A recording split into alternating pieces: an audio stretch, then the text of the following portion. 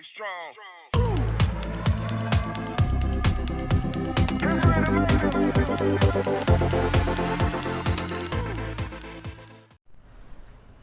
وسهلا صديقاتي الاحباء، معاكم هايدي مكرم من قناه دودو فور تريكو. النهارده هناخد ورقه الشجر المجسمه الجميله دي، حلوه جدا وبتنفع في الايس كاب وفي البلوفرات وحاجات تانية كتير. اي حاجه انتوا تحبوا تعملوها ممكن تنفع فيها، شكلها جميل. ممكن ساعات نعملها على البلوفرات في الاكمام، شكلها بتبقى حلو جدا. ممكن برضو على الصدر، ممكن في الجواكت، شكلها جميل جدا وسهل على فكرة جدا خالص. يعني رغم انها شكلها جميل قوي ممكن الناس تحس انها متعبة، لكن هي سهلة وحلوة قوي. يلا نبتدي مع بعض. بس قبل ما تنتدي ما تنسوش اللايك والشير والسبسكرايب وتفعيل زر الجرس علشان يوصل لكم كل جديد. ورقة الشجر بتتكون من 21 غرزة، بيبقى 10 مقلوب، واحدة عدل و10 مقلوب. يبقى بتكون من 10 في الاول مقلوب وواحدة عدل و10 مقلوب.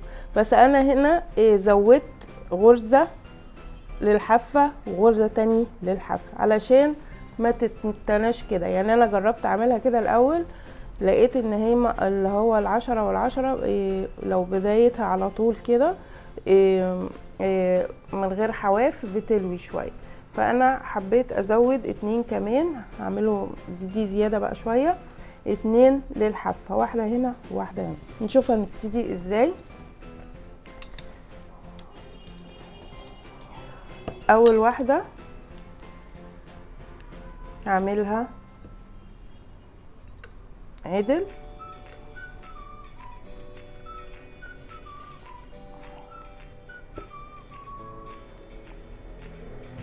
بعد كده هنعمل ال10 المقلوب بتاعنا. ادي ال10، 1 2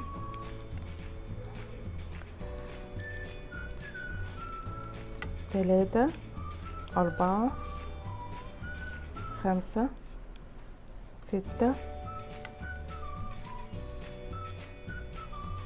7 8 9 10. وبعدين نتأكد منهم الأول، دي الزيادة بتاعتنا، 1 2 3 4 5 6 7 8 9 10، دول المقلوب.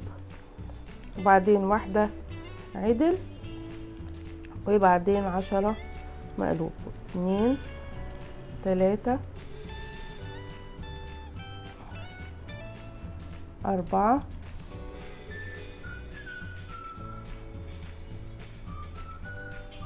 5 6 7 8 9 10. ودي الغرزة بتاعت الحافة، قلنا عشان ما تلويش زي دي كده، عشان ما تلويش ايه بزود غرزة كمان للحافة. طبعا اخر واحدة برضو هتبقى مقلوب.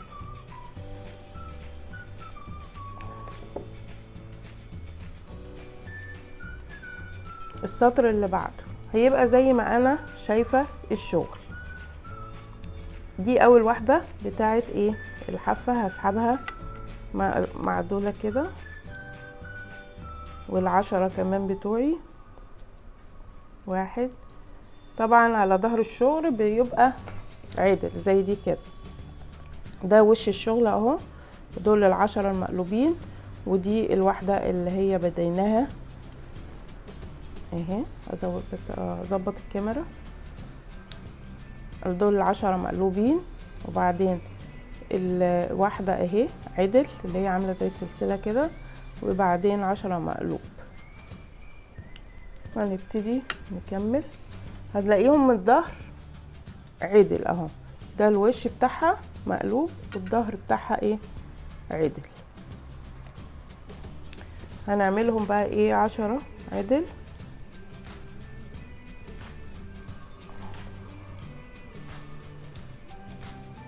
1 2 3 4 5 6 7 8 9 10. وطبعا العدلة من الظهر هتبقى مقلوبة.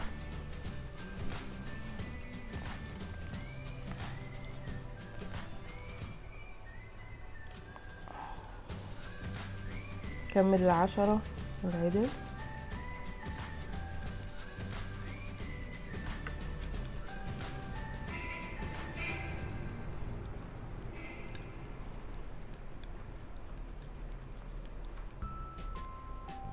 اخر واحدة الحافة بعملها مقلوبة.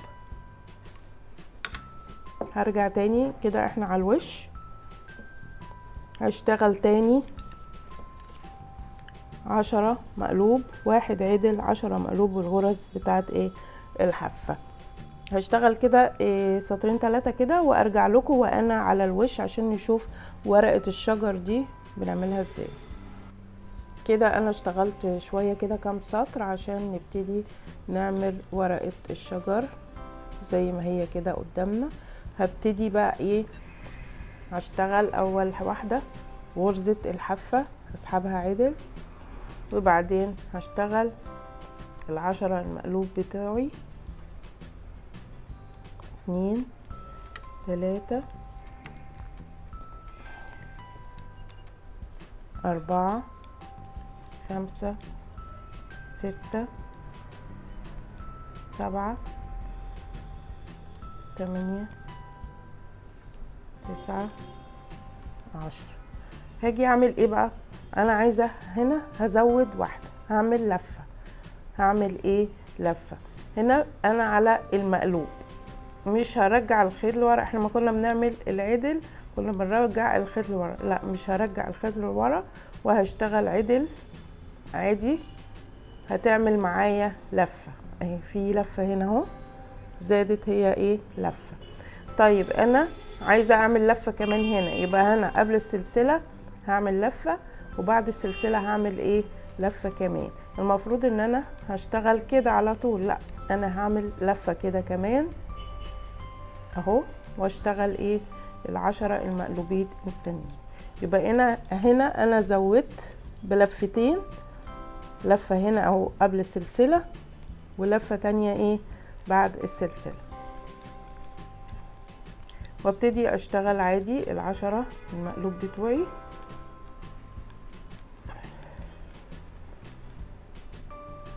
والاخرانية اللي هي غرزة الحافة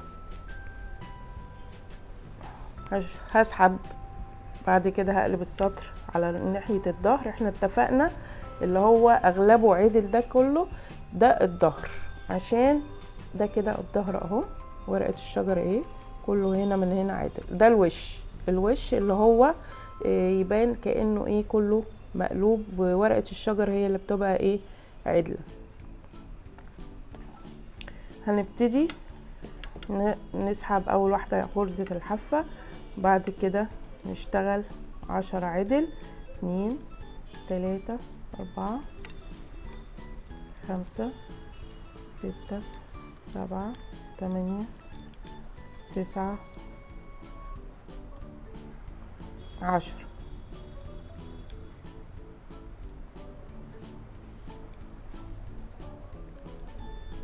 دول ال10 العدل بتوعي 1 2 3 4 5 6 7 8 9. دول 10.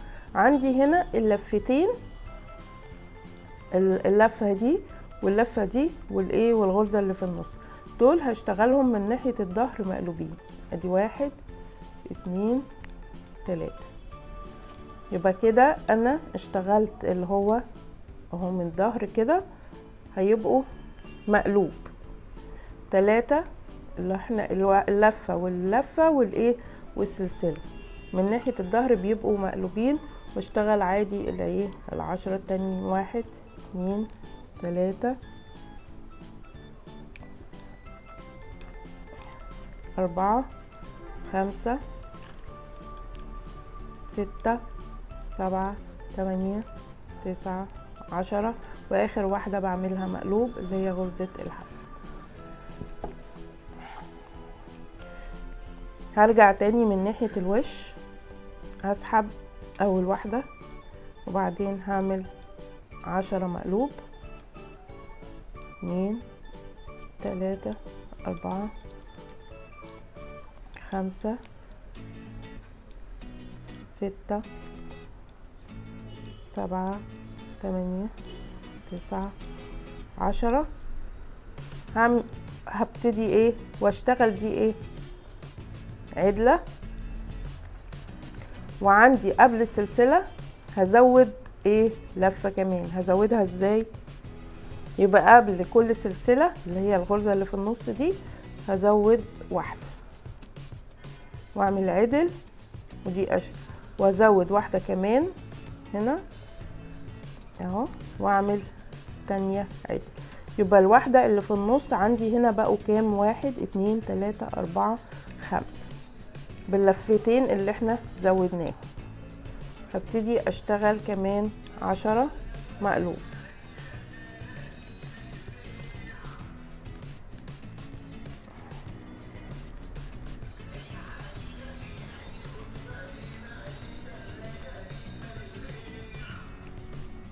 وغرزة الحف. ناحية الظهر هنتفق مع بعض هنعمل ايه غرزة الحافة بتاعتي، وبعدين ال10 اللي هم العدل اللي هم الجزء بقى اللي هو بتاع الضفيرة هنا من الظهر هيبقى كله سوري ورقة الشجر كله هيبقى مقلوب. هنشوف هنعمله تاني ازاي كده معاكم. ادي ال10 بتوعي العدل، بس طبعا هما من الظهر يعني فبيبقوا عدل، ناحية الوش بيبقوا مقلوبين. ادي ال10 عشان ما اتلخبطش.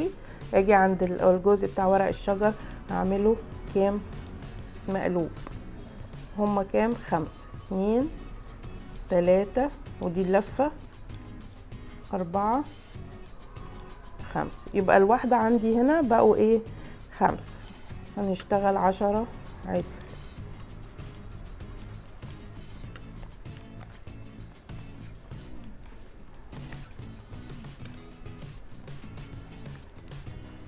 واخر واحدة غرزة الحف. هنعمل تاني من ناحية الوش، هنزود برضو هنا قبليها واحدة لفة هنا وهنا ايه لفة، عشان بعد كده دول 5 هيبقوا 7. هعمل معاكم اول واحدة اسحبها، بعدين 10 مقلوب،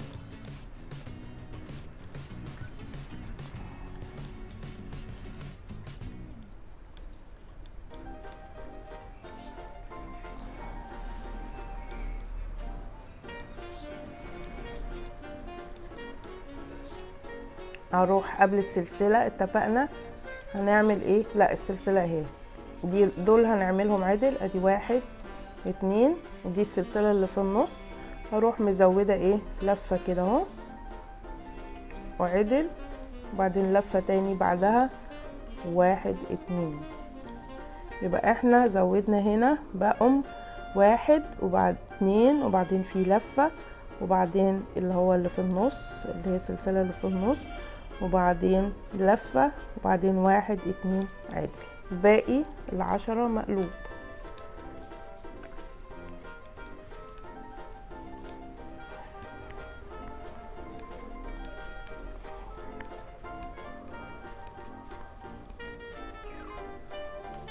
هنيجي من ناحية الظهر.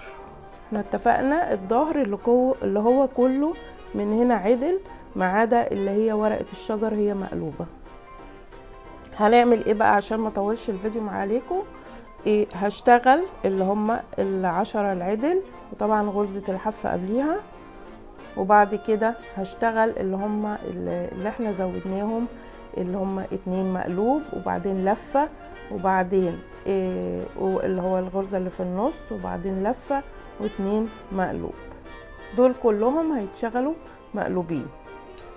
دول 10 عشان ما اطولش بس الفيديو. هشتغل السطر ده وارجع تاني. كده هنشتغل بقى ايه من ناحية الوش تاني كده زي ما اتعودنا. اول واحدة هسحبها اللي هي غرزة الحافة وبعدين 10 مقلوب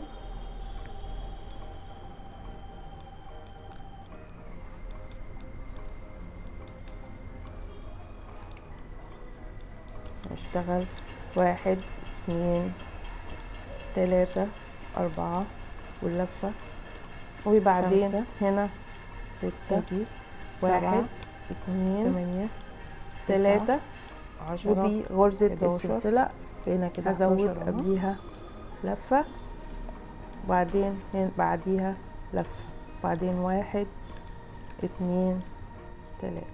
يبقى انا عندي هنا الجزء ده بيزيد كل شوية بيزيد، هما كانوا 1 بعدين بقوا 3 بقوا 5 بقوا 7، 1 2 3 4 5 6 7 8 9 وباللفتين دول بقوا ايه 9. خدتوا بالكم ورقة الشجر بدت تبان اهي، بدت هتبان كمان في السطور الجاية. وبعدين عادي بقى، يبقى انا قبل كل قبل السلسلة بدي لفة ولفة لما اكون من ناحية ايه الوش. ناحية الظهر مش بعمل اي حاجة ولا مش بزود اي حاجة، بشتغل عادي، بشتغل حسب اللي قدامي، يعني المقلوب مقلوب والعدل عدل في ناحية ايه الظهر.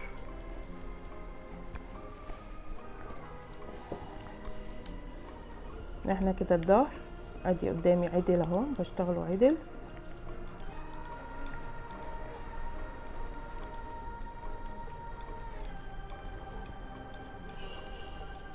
ودول عندي اللي هما بتوع ورقة الشجر كلهم مقلوبين، ادي 1 احنا اتفقنا انهم بقوا 9 زادوا بقوا 9،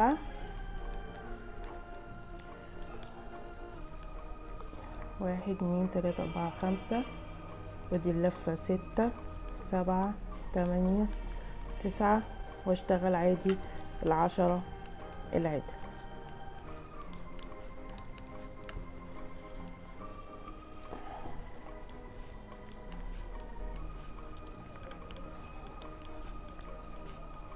واخر واحدة مقلوب غرزة الحف.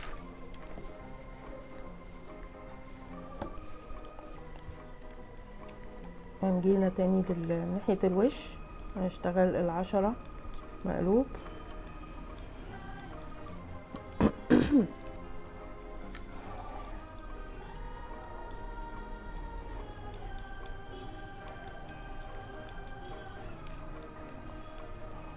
وبعدين اشتغل 1 2 3 4 قبل السلسلة اهي، غرزة السلسلة اللي في النص دي هديها 1 لفة وهي، وبعدين لفة 1 كمان 2 3 4 5. ورقة الشجر بقت جميلة وبدت توضح اهي، بس هي لسه شوية. هي المفروض ان احنا هنزود لغاية ما يبقوا دول 15 غرزة، 15 ايه غرزة. احنا زودنا 2 كمان على 9 يبقى ده لسه احنا 11.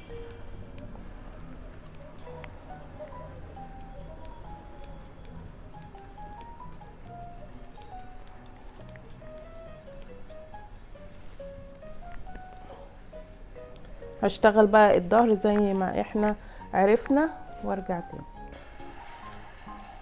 رجعنا للوش كده تاني، هنبتدي برضو نشتغل 10 المقلوب بتوعنا.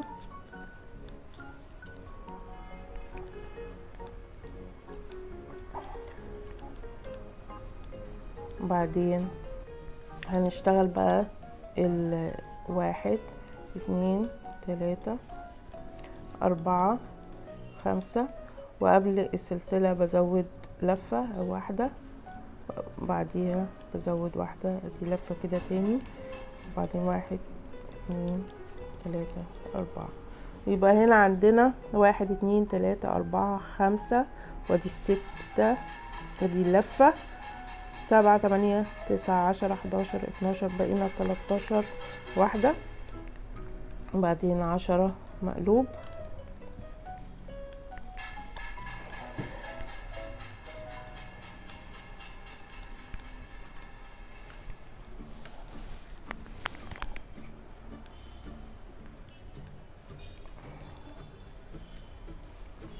هشتغل الظهر وارجع تاني. هنشتغل بقى الوش ده برضو اخر تزويدة بقى او اخر لفة، وهنشوف بقى نبتدي هنعمل الجزء ده ازاي.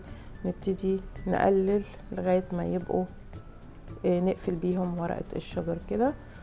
هنزود بس اخر مرة المرة دي علشان يبقوا 15 غرزة زيادة.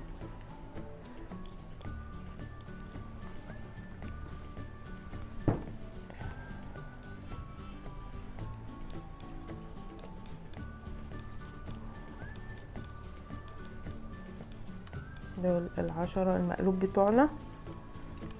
هنعمل 1 2 3 4 5 6، وقبل غرزة السلسلة اتفقنا بزود واحدة وبعديها بزود واحدة لفة، بعدين 1 2 3 4 5 6 كده. احنا بقى معانا 15 واحدة، 1 2 3 4 5 6، ودي اللفة يبقى 7 8، ولفة يبقى 9 10 11 12 13 14 15.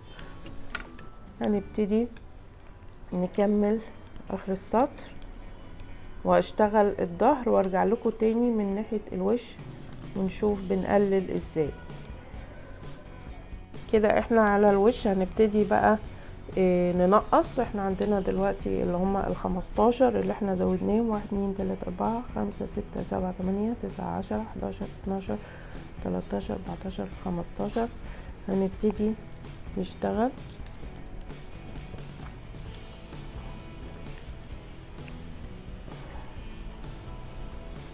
1 2 3 4، دول 10 بتوعنا المقلوبين.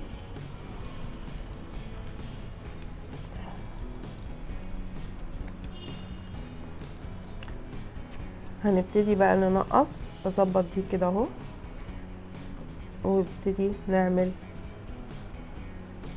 ناخد 2 من الناحية دي كده في واحدة، نشتغل كمان الباقي ونسيب 2 نشوف هنقفلهم ازاي.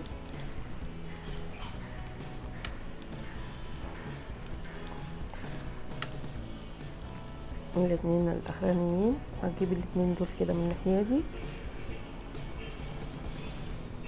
هخلص بقية السطر والسطر الظهر وارجع لكم تاني.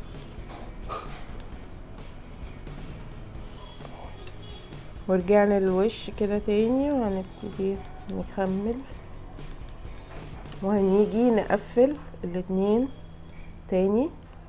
اظبط الحافة الاول وبعدين هروح مدخلة من الناحية دي كده اشتغلهم عدل وكده. الحافة بتاعتنا ايه مظبوطة.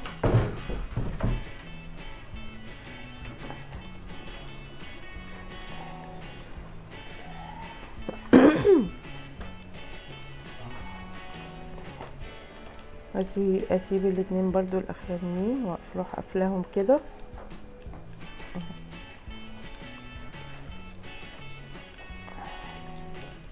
هكمل اخر السطر واعمل الظهر.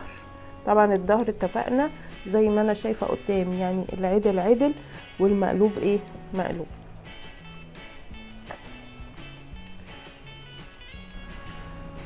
ورجعنا لوش الشغل كده تاني. هنسحب اول واحدة الحافة، بعدين هشتغل 10 المقلوبين بتوعي.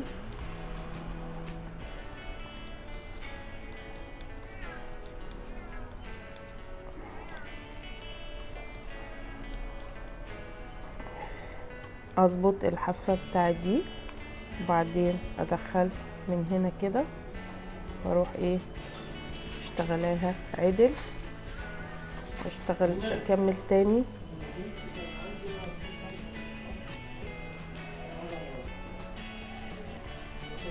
والاتنين الاخرانيين اروح قافلهم كده.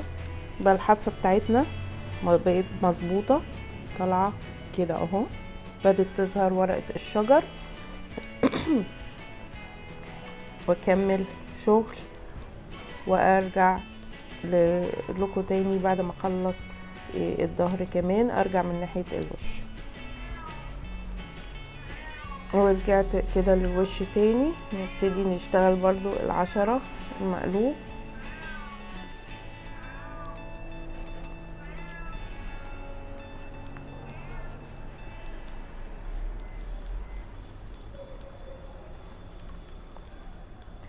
اعدل الزاوية دي كده بتاعت الغرزة وادخل من هنا واقفل كده 2.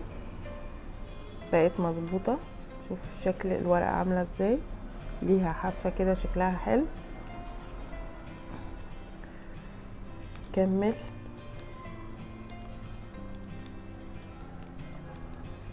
اقفل الاتنين دول كمان وكمل اخر السطر والظهر وارجع تاني. ورجعنا تاني على الوش وبقى فاضل معانا 1 2 3 4 5 6 7. هنقفل 2 برضو تاني، نشتغل اول واحدة الحافة وبعدين 10 مقلوب.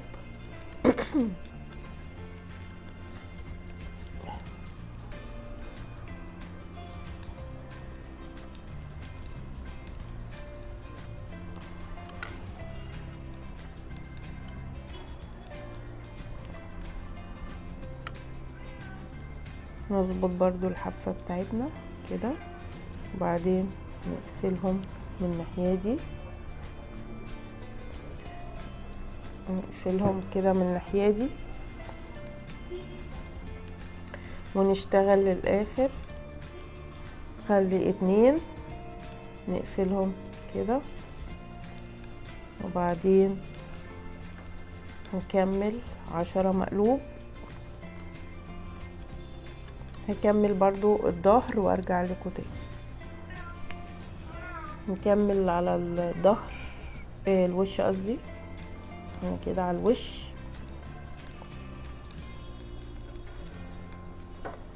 هنقفل برضو 2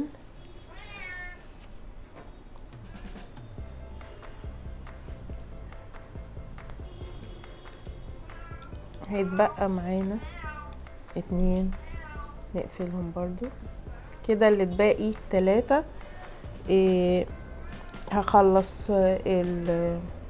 الوش ده، كمل الوش ده واخلص الظهر وارجع تاني من ناحية الوش نشوف هنقفل ازاي ال3 دول وننهي ورقة الشجر الجميلة دي.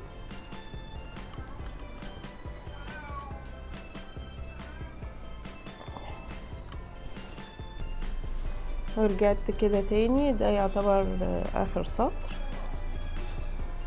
هنقفل هنشتغل ال10 المقلوب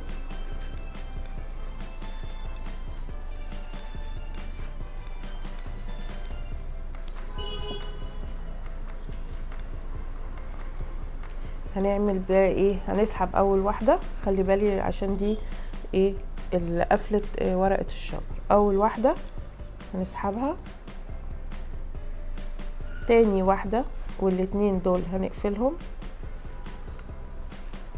الاخرانيين وبعدين هجيب الاولانية اللي انا سحبتها دي على الاتنين الواحدة اللي انا كنت اشتغلتهم 2 مع بعض وبعدين اخلص.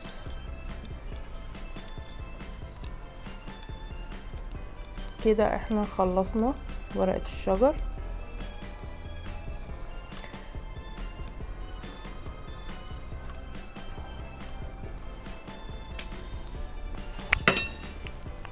كده ورقة الشجر عندنا شكلها جميل، واضحة ولذيذة حلوة جدا.